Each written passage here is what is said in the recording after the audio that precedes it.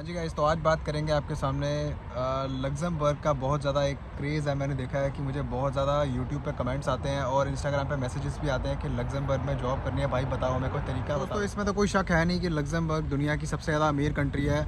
जी हाँ, यूएस से भी ज़्यादा सैलरी है वहाँ पर। ये बात बिल्कुल सही है दोस्तों। मैंने खुद देखा है कि 4800 यूरो, 5000 यूरो कोई नॉर्मल सैलरी है वहाँ पे। इतनी सैलरी नॉर्मल है। बात करते हैं कि आपको यहाँ पे आने के लिए करना क्या पड़ेगा लग्जमबर्ग में ना। तो वर्क परमिट में आने के लिए आपको क्या करना पड़ेगा। सबसे पहले तो मैं आपको एक बात बताऊँ कि लग्जमबर्ग के अंदर जो बहुत मेन लैंग्वेजेस हैं वो मैं आपको बताता हूँ। इनकी अपनी लैंग्वेज है, लग्जमबर्गिश से बोलते हैं। दूसरी लैंग्वेज चलती है जर्मन, ठीक है। और अगर आपको फ्रेंच आती है तो ये प्लस पॉइंट है। तो सबसे पहले तो भाइयों, अगर आपको लग्जमबर्ग आने का इतना क्रेज़ है तो पहले तो यार लैंग्वेज सीख लो, ठीक है। क्योंकि वहाँ पे इंग्लिश बोली तो जाती है पर लेकिन करियर प्रोस्पेक्ट के लिए आपको लैंग्वेज तो सीखनी ही पड़ेगी, क्योंकि आपको ऐसे जॉब मिलेगी नहीं। जो मेरे भाई वीडियो देख रहे हैं, ठीक है, इंडिया, पाकिस्तान, बांग्लादेश, नेपाल या कहीं से भी हो आप, सबसे पहले तो भाई लोग जर्मन सीख लो यार, ठीक है। अगर आपको लग्जमबर्ग में आना तो जर्मन तो आपको चाहिए ही चाहिए। जर्मन के बिना भूल जाओ, लग्जमबर्ग का ड्रीम भी निकाल दो अपने दिमाग से, ठीक है, कि वहाँ पे आप पैसे कमाओ। अब दोस्तों लग्जमबर्ग जो है ना बहुत ही छोटी सी कंट्री है, ठीक है। वो लग्जमबर्ग के अंदर वो पूरी कंट्री और सिटी का नाम भी लग्जमबर्ग ही है, ठीक है। तो उसके अंदर जो है ना आपको क्या क्या जॉब्स मिल सकती हैं मैं बताता हूँ आपको। जॉब्स वहाँ पे ज़्यादातर आपको मिलेंगी आईटी टूरिज़्म सेक्टर से रिलेटेड, ठीक है। क्योंकि वहाँ पर जो है ज़्यादातर जो स्कोप है वो टूरिज़्म का है, सही है।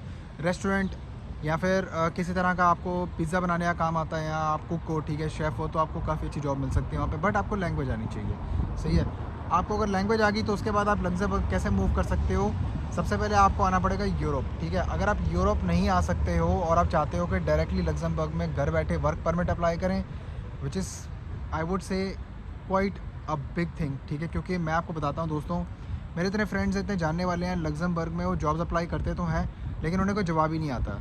बिकॉज जो जितनी रिक्वायरमेंट है ना सैलरी की, ठीक है, वो कंपनीज़ प्रेफर नहीं करती उस पर आपको स्पॉन्सर करना। तो ये मैं आपको बताता हूँ, एक बहुत ही बड़ी ये टिप है आपके लिए, सीक्रेट।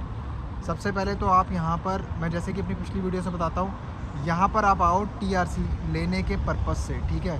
स्पेन, इटली, पोर्चुगल में, अगेन टेलिंग यू दिस, ठीक है।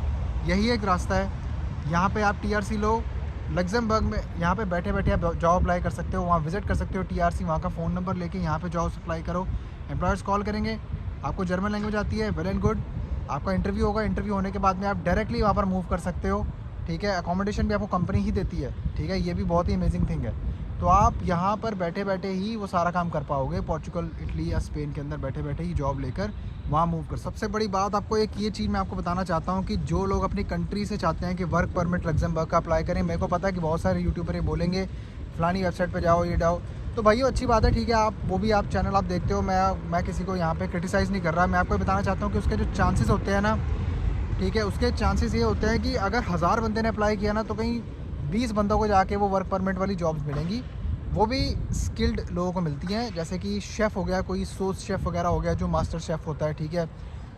या फिर कोई आईटी के अंदर सैप प्रोग्रामर है, या फिर कोई हाईली क्वालिफाइड स्किल है, उसके अंदर ही उसको मिलते हैं वर्क परमिट्स। दोस्तों ऐसे किसी को अनस्किल्ड लेबर वाले को या फिर जिसको सिर्फ वहाँ पे आना है, पता नहीं कि क्या करना है, उसको वर्क परमिट नहीं मिलता है। दोस्तों मेरा कहना तो आपको यही है इस वीडियो के एंड में कि आप उस वहम से बाहर आओ कि आपको भाइयों वहाँ से बैठे बैठे वर्क परमिट मिल जाएगा, डायरेक्टली आके पैसे कमाओगे।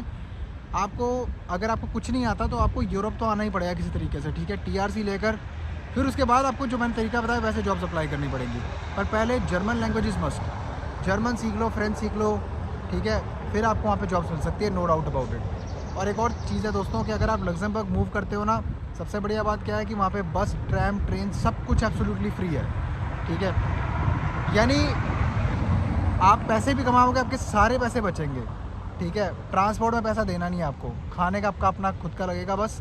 कंपनीज़ आपको अगर यहाँ से हायर करती हैं, ठीक है, दूसरी कंट्री में बैठे हो वहाँ से हायर करती हैं, जैसे यूरोपियन कंट्री में बैठे हो।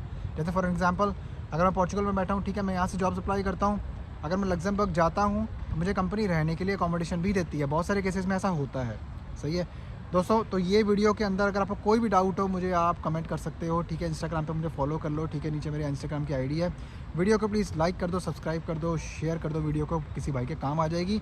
मुझे आप कभी भी कांटेक्ट कर सकते हो, जब मुझे दोस्तों टाइम होगा तो मैं आपको ज़रूर कांटेक्ट करूँगा, ठीक है। आप इंस्टाग्राम पर मैसेज कर सकते हो मुझे। और वीडियो पसंद आई तो लाइक, सब्सक्राइब, शेयर कर देना। एंड थैंक यू, और अगली वीडियो में मिलते हैं, बाय बाय।